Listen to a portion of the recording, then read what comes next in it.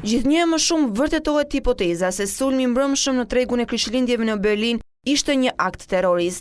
Edhe policia gjermane ka pranuar tashmë se kamioni i cili hyri mes turmës, duke vrarë të paktën 12 persona dhe plagosur 48 të tjerë ka lidhje me terrorizmin. Kamioni përshkroi rreth 50 deri në 80 metra në brendësi të tregut, i cili ndodhet në Breitscheidplatz, rruga kryesore e blerjeve në Berlinin perëndimor. Autori i cili u arrestua nga policia është një emigrant pakistanez, 23 vjeç, i quajtur Naved B, i cili ka hyrë në Gjermani në shkurt të këtij viti përmes rrugëve ballkanike dhe ka kërkuar azil.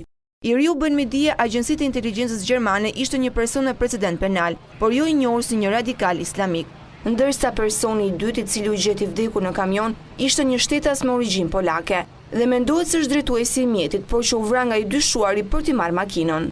Autoritetet nëpërmjet satelitit po vijojnë kërkimet për të kuptuar itinerarin që ka përshkruar kamioni vdekjeprurës, i cili ishte me targa polake dhe që kishte humbur kontaktet me kompaninë që i përkiste.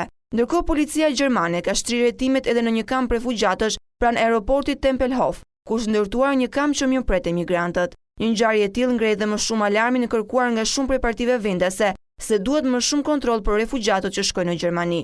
Ndërkohë shumë prej shteteve europiane kanë shprehur ngushëllimet e tyre për kancelaren Merkel dhe popullin gjerman. Presidenti i Shteteve të Bashkuara të Amerikës Donald Trump e cilësoi sulmin terrorist, e fajsoi ISIS, të cilët sipas tij vazhdimisht masakrojnë kristianët. Turqia, Zvicra dhe Gjermania u goditën nga sulme terroriste, çdo gjë po shkon keq. Bota duhet të ndryshojë mënyrën e të menduarit, shkroi Manjati në Twitter.